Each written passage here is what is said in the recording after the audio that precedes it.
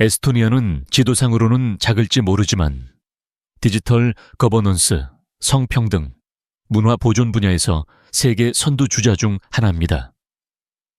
이곳에서는 사람들이 소나무 숲에서 온라인으로 투표할 수 있고 여성들이 조용히 나라를 이끌며 고대 전통이 디지털 시대에 번성합니다. 왜 이 조용한 나라가 영혼을 잃지 않고 현대적으로 유지하는 방법을 세계에 가르치고 있을까요? 침묵이 힘인 나라를 탐험하면서 세계 탐험에 참여하세요. 에스토니아의 여성과 사회 역학. 에스토니아에서 여성의 공적 및 직업 생활에서의 존재는 눈에 띄고 영향력이 있습니다. 에스토니아는 2019년에 최초의 여성 총리를 임명하여 상징적인 성별 대표에서 실제 정치적 권한 부여로 전환하는 중요한 이정표를 세웠습니다. 15세에서 64세 사이에 에스토니아 여성의 거의 80%가 적극적으로 고용되어 여성 노동 참여 분야에서 OECD 리더 중 하나입니다. 이러한 높은 수준의 참여는 공공행정에서 최첨단 기술 산업에 이르기까지 다양한 분야에 반영되어 여성이 영향력 있는 역할을 수행하고 회사를 관리하고 연구를 주도하고 정책을 형성합니다. 그러나 이러한 진보적인 이미지 뒤에는 지속적이고 측정 가능한 성별 임금 격차가 있습니다. 2024년에 에스토니아 여성은 남성 동료보다 평균 13.2% 적게 벌었습니다. 금융 및 보험과 같은 일부 부문에서는 격차가 25%까지 높았습니다. 이러한 수치는 법률을 넘어 전통적인 직장 문화와 성 역할에 대한 시대에 뒤떨어진 인식에 뿌리를 둔 구조적 문제를 강조합니다.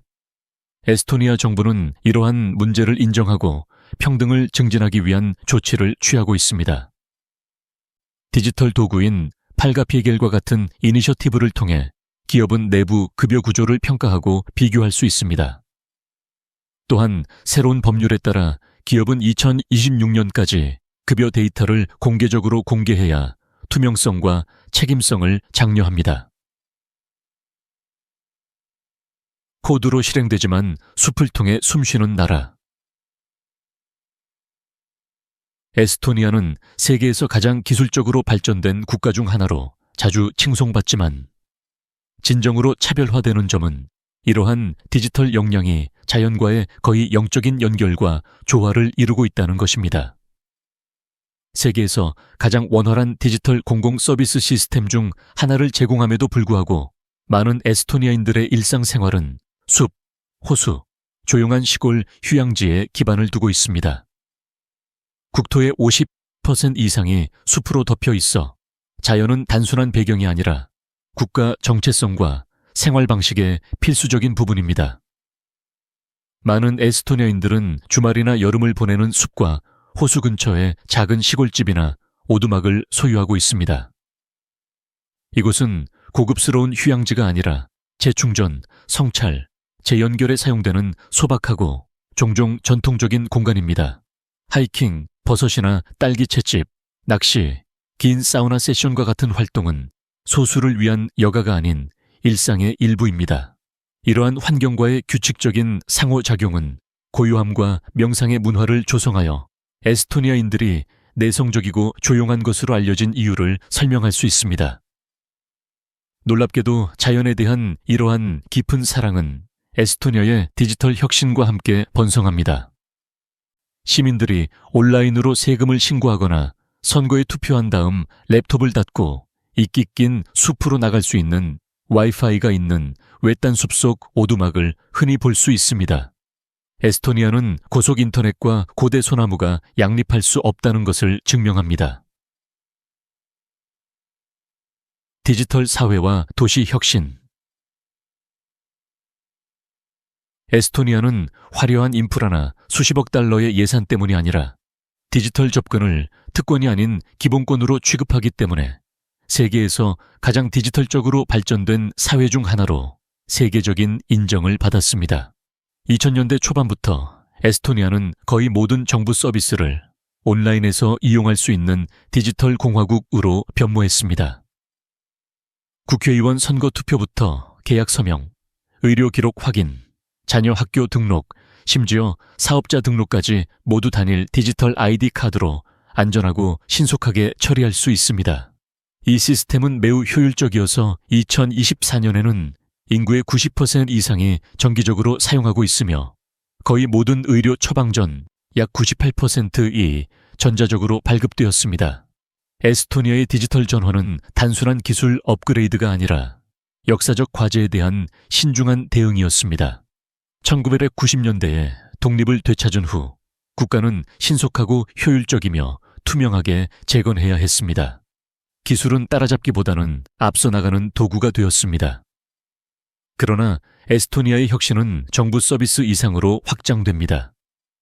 2014년에는 세계 최초로 레지던시를 출시하여 전 세계 누구나 에스토니아에 발을 들여놓지 않고도 에스토니아에서 사업자 등록을 할 수 있는 혁신적인 프로그램을 시작했습니다. 이 이니셔티브는 2023년까지 80개국 이상에서 12만 명이 넘는 기업가를 유치하여 경제를 활성화하고 에스토니아를 글로벌 스타트업 허브로 자리매김했습니다. 문화, 침묵, 에스토니아의 삶의 방식. 에스토니아를 이해하려면 그 침묵을 이해해야 합니다. 끊임없는 수다와 표현이 사회적 규범인 많은 사회와 달리 에스토니아인들은 조용함을 일상생활에 자연스럽고 존중받는 부분으로 받아들입니다. 에스토니아에서 침묵은 어색함이나 불편함의 신호가 아니라 소통의 한 형태이자 존경의 제스처이며 생각의 공간입니다. 카페, 대중교통, 심지어 친구들 사이에서도 공기를 말로 채울 필요 없이 평화로운 고요함 속에 앉아있는 것이 일반적입니다. 이러한 문화적 특징은 종종 방문객들을 놀라게 하지만 에스토니아인들에게는 감정적 성숙과 자기 인식의 반영입니다. 사람들의 조용함은 풍경의 평온함을 반영합니다. 국토의 절반 이상이 숲으로 덮여 있고 호수가 흩어져 있는 자연 환경은 에스토니아인의 사고방식에 큰 영향을 미칩니다. 많은 가족들이 주말을 소나무와 자작나무로 둘러싸인 시골집에서 보냅니다. 이러한 휴양지는 사치나 과시가 아니라 삶의 소음에서 벗어나 자신과 환경과 다시 연결되는 단순하고 평화롭고 소중한 장소입니다. 자연은 단순한 탈출구가 아니라 일상생활에 흐르는 리듬입니다.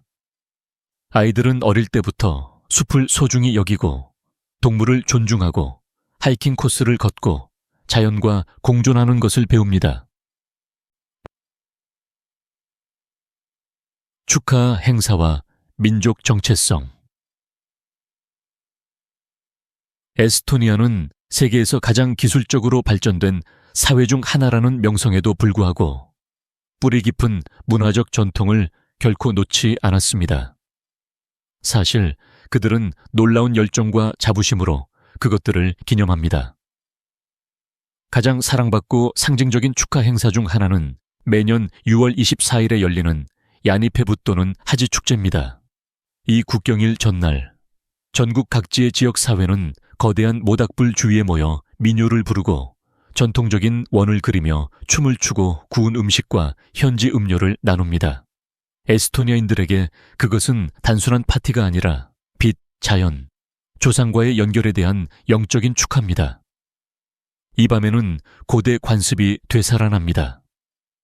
유명한 전통 중 하나는 악령을 쫓아내고 행운을 빌기 위해 불 위로 뛰어넘는 것입니다. 또 다른 하나는 하지 전날 밤에만 나타난다는 마법에 꽂힌 고사리꽃의 신화를 중심으로 합니다. 그것을 발견하는 사람은 사랑, 행운 또는 번영을 얻는다고 믿어집니다. 그러한 꽃은 존재하지 않지만 그 이야기는 낭만적인 한밤중 숲속 산책에 영감을 불어넣고 있습니다. 에스토니아는 5년마다 탈린에서 또 다른 주요 문화 하이라이트인 라울루피 둣도는 국가 노래 및 춤 축제를 개최합니다. 3만 명이 넘는 가수들이 화려한 전통 의상을 입고 모여 애국가를 재창합니다. 이 축제는 단순한 볼거리가 아니라 국가적인 의례입니다. 에스토니아 여성의 정체성과 관계. 에스토니아 여성의 정체성은 국가 자체를 정의하는 핵심 가치, 즉 회복력, 독립성, 미묘함, 그리고 환경과의 깊은 연결을 반영합니다. 에스토니아 여성은 침착한 강인함과 실용적인 우아함으로 알려져 있습니다. 그들의 개인적인 스타일은 과장됨보다는 편안함, 단순함, 기능성을 선호하는 절제된 경향이 있습니다. 화장은 최소화하고 옷은 종종 중성적인 색조로 실용성을 고려하여 맞춤 제작하며 외모는 거의 관심을 끌지 않습니다. 그러나 이것은 자부심이나 자신감의 부족을 의미하는 것이 아니라 외부의 검증에 의존하지 않는 내면의 균형과 자기 확신의 표현입니다. 이러한 미묘함은 개인적인 관계로 확장됩니다. 거리에서 키스나 포옹과 같은 공개적인 애정 표현은 드물고 종종 불필요하거나 부적절하다고 여겨집니다. 감정적인 유대는 천천히 발전하지만 일단 발전하면 충성심, 정직, 깊이로 특징 지어집니다. 에스토니아에서는 두 사람 사이의 침묵이 어색하지 않습니다. 종종 편안함과 상호 존중의 표시입니다. 관계는 공연이 아닌 파트너십으로 간주되며 애정은 거창한 낭만적인 몸짓보다는 작고 사려 깊은 행동을 통해 더 자주 표현됩니다. 여성은 또한 가정생활에서 중심적인 역할을 하며 종종 전문적인 경력과 가정적인 책임을 동시에 수행합니다. 이러한 이중 역할은 많은 사람들에게 자부심의 원천이지만 항상 인정받지 못하는 보이지 않는 부담을 가중시키기도 합니다. 에스토니아가 공공 영역에서 성평등이 진전되었음에도 불구하고 많은 여성들이 여전히 가정에서 전통의 무게를 짊어지고 있습니다. 점령의 역사와 침묵의 저항. 에스토니아의 독립 여정은 시끄러운 혁명이나 극적인 전쟁이 아닌 조용하고 끈기 있는 저항과 문화적 회복력의 여정입니다. 수세기 동안 이 작은 발트하의 국가는 지역 강대국들 사이에서 어려움을 겪었습니다. 처음에는 덴마크와 스웨덴의 지배를 받고 그 다음에는 러시아 제국에 흡수되었으며 결국 소련에 점령당한 에스토니아는 정체성, 언어 및 자율성을 억압하려는 외세에 의해 반복적으로 지배를 받았습니다. 그러나 이 모든 상황 속에서도 에스토니아인들은 문화적 뿌리를 완전히 포기하지 않았습니다. 제정 러시아의 지배에서 권력은 독일어를 사용하는 엘리트의 손에 집중되었고 대부분의 에스토니아인들은 농촌 농민으로 살았습니다. 이러한 가혹한 사회적 분열에도 불구하고 19세기에 민족의식이 깨어나기 시작했습니다. 에스토니아어 신문과 문학이 등장했고 1869년에는 최초의 전국 노래 축제가 열렸는데 이 행사는 집단적 문화적 저항의 상징이 되었습니다. 이러한 모임은 단순한 예술적 전시 이상이었습니다. 그것들은 정체성의 확인이었습니다. 이러한 조용한 힘은 특히 1940년에서 1991년 사이에 소련 점령 기간 동안 정점에 달했습니다. 민족적 자긍심을 표현하는 것은 투옥이나 추방을 의미할 수 있었습니다. 스탈린 시대의 숙청 기간 동안 6만 명이 넘는 에스토니아인들이 살해되거나 시베리아로 추방되었습니다. 공개적인 슬픔은 금지되었고 침묵은 애도, 기억, 항의의 한 형태가 되었습니다. 가장 강력한 예는 1980년대 후반의 노래 혁명에서 나왔습니다. 이 평화로운 운동에서 수십만 명의 에스토니아인들이 모여 금지된 애국가를 불렀습니다. 치유, 기억, 그리고 디지털 도약.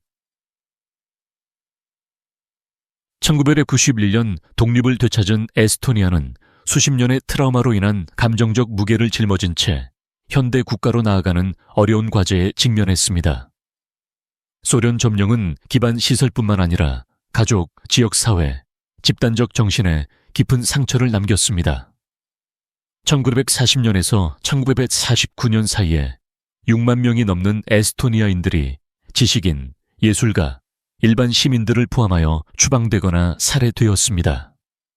소련 통치에서 이러한 고통에 대해 이야기하는 것은 위험했기 때문에 침묵은 방패이자 존엄성을 지키는 방법이 되었습니다. 에스토니아가 과거를 공개적으로 처리하기 시작한 것은 1990년대 후반이 되어서였습니다.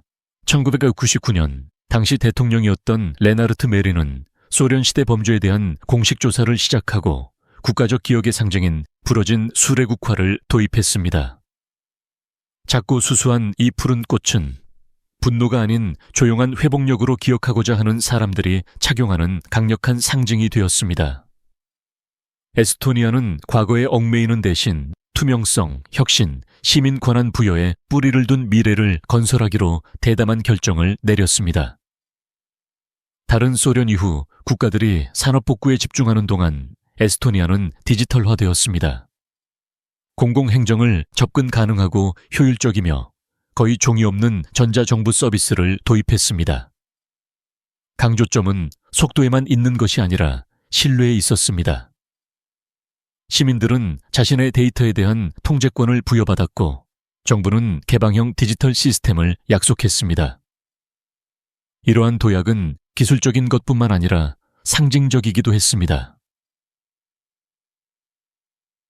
고정관념, 지역격차 및 미래과제. 외부인에게 에스토니아인들은 종종 냉담하고 감정이 없거나 심지어 차갑게 보일 수 있습니다. 하지만 이러한 고정관념은 내성, 개인 공간 존중, 소음보다는 행동을 통한 소통에 뿌리를 둔 문화의 미묘한 차이를 놓치고 있습니다. 에스토니아에서는 사람들이 거의 말을 끊지 않고 과도하게 공유하지 않으며 침묵을 유효한 표현 형태로 간주합니다. 우정이 형성되는데 시간이 더 오래 걸릴 수 있지만 일단 확립되면 깊고 충성스럽고 오래 지속됩니다. 하지만 차분한 표면 아래에는 복잡한 사회적, 구조적 과제가 놓여 있습니다. 가장 시급한 문제 중 하나는 도시와 농촌 에스토니아 간의 격차입니다. 탈린과 타르투와 같은 도시는 초고속 인터넷, 효율적인 서비스, 급성장하는 기술 현장, 활기찬 문화 생활을 누리고 있습니다.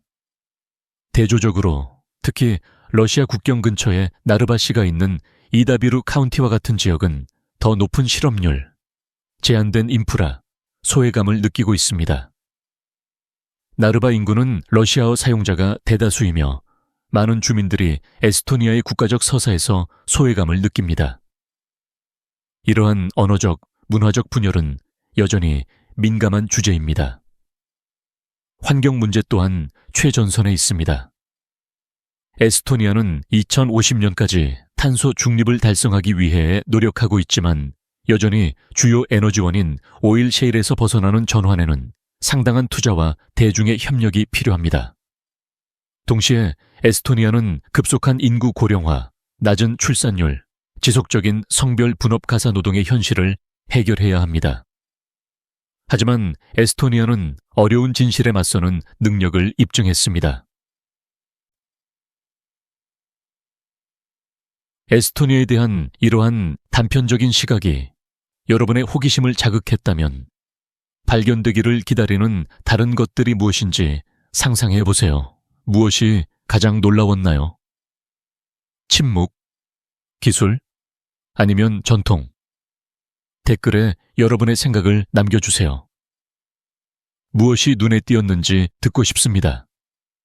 그리고 이와 같은 이야기를 즐겁게 탐험하신다면 계속 지켜봐 주세요. 앞으로 더 많은 이야기가 있을 것입니다.